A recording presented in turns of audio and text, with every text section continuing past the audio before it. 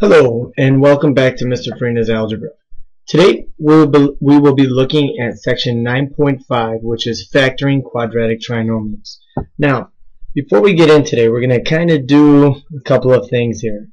First, define what a quadratic trinomial is. Well, quadratic basically tells us, it's the second degree. And a trinomial basically tells me we have three terms. Now, today we're going to focus when a is equal to 1. So, all of our polynomials will be in the form x squared plus bx plus c. And although we don't see a number in front of x squared, we're imagining that number today is just 1. Now, to begin, first thing we're going to do is talk about multiplying binomials and kind of what we get when we do it. So if I multiplied these two binomials together, I would end up with x squared minus 5x plus 3x minus 15. And when I combine like terms in the middle, I end up with x squared minus 2x minus 15. Now, we talked about when we dealt with factoring out the GCF, we kind of talked about what factoring is. And factoring is basically reverse multiplication. So, in this case, we're basically starting with the quadratic trinomial. Okay, we're starting here. And we want to work to get back to the factored form. Now, how can we do that? If I look, when I have two binomials that multiply, how do I get my x squared? Well, x squared comes from multiplying the x times x. Then, how do I get my negative 15? Well, negative 15 comes from multiplying the 3 times negative 5. Now, last, the most important part is, how do I get this negative 2x? Well, when I take the x and multiply it by negative 5, I get negative 5x. And when I take 3 and multiply it by x, I get positive 3x.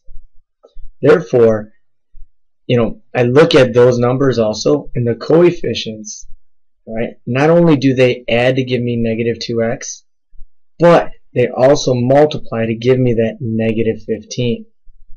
Okay?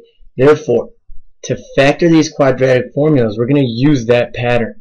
We're basically going to find, if I'm basically starting with a quadratic, trinomial x squared plus bx plus c, okay? I want to find the numbers that multiply to give me c. And actually, let me write multiply out. Multiply to equal c and add up to give me that b. Now, once I find those factors, say hypothetically we say those factors are p times q and p plus q equals b and p times q equals c, we would factor this as two binomials in the form x is my first term in each binomial. Then once I figure out those factors, I fill them in. Plus p plus q. Okay, now if you think about it, let's go ahead and factor x squared minus 2x minus 15, talking about and using the pattern we just set. Okay, what numbers multiply to give me negative 15 and add up to give me negative 2. To get 15, negative 15, you can have negative 5 times 3, negative 15 times 1, 3, or negative 3 times 5, and so on. But the only factors that multiply to give you negative 15 and add up to negative 2 are negative 5 and 3. And once I figure these out, which one satisfies the multiplying and the adding, I multiply my binomials. So I get x minus 5. Since 5 is negative, I subtract it. And x plus 3. Since 3 is positive, I add it. So, taking that idea down below, if I wanted to factor these in example 1, what numbers? I have to find the numbers that multiply to give me 18 and add up to give me what? 11. Well, there are several numbers that, multiply to give you 18. But say the first ones that come to mind are 6 and 3. 6 times 3 is 18, but is 6 plus 3 going to equal 11? No. Therefore, those are no good. Let's move on to the next one. 9 times 2. That gives me positive 18. And is 9 plus 2 going to equal 11? Sure does. We are happy in both of them now.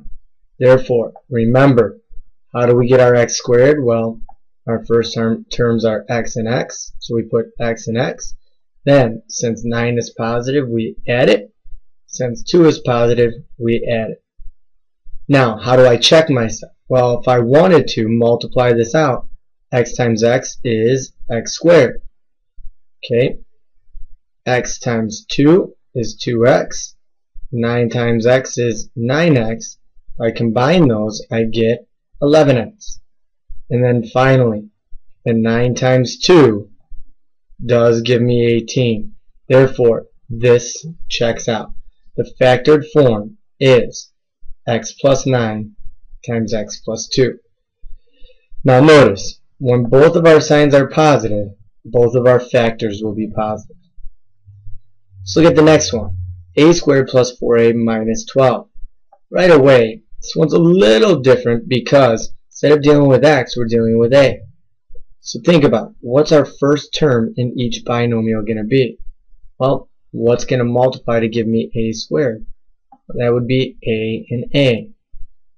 Now, we need to find the numbers that multiply to give me negative 12 and add up to give me 4. Now, negative 12, a lot of people are probably thinking negative 4 times 3, but negative 4 plus 3 is going to give you negative 1. Although that multiplies to give you negative 12, does it add up to 4? No. Now, one that we'll kind of forget are 6 and 2. Now, although 6 and 2 would multiply to give me positive 12, I want to think about, alright, in order to multiply to get negative 12, my signs have to be different. So, if I have to multiply to get a negative, but I add up to get a positive, what number has to be positive? The bigger number, because when I add them together, I have to get a positive, so I have to have more positives when I add them.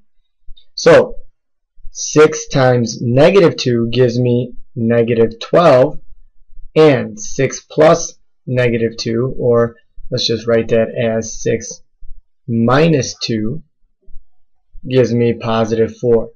Therefore, the factors that multiply to give me negative 12 and add up to 4 are positive 6 and negative 2. Now, again, if this number is negative, your signs equal different.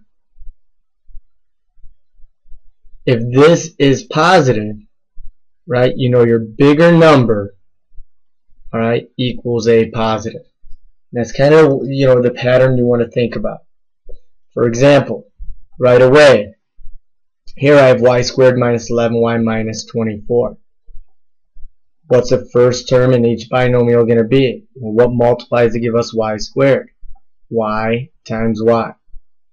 Now, we need to find the numbers that multiply to give us negative 24 and add up to give me negative 11.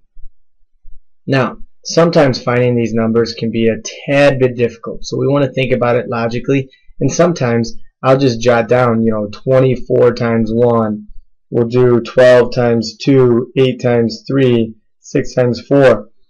These are all the numbers that multiply to give me 24, but I need it to multiply to give me negative 24. So one of these is going to be negative.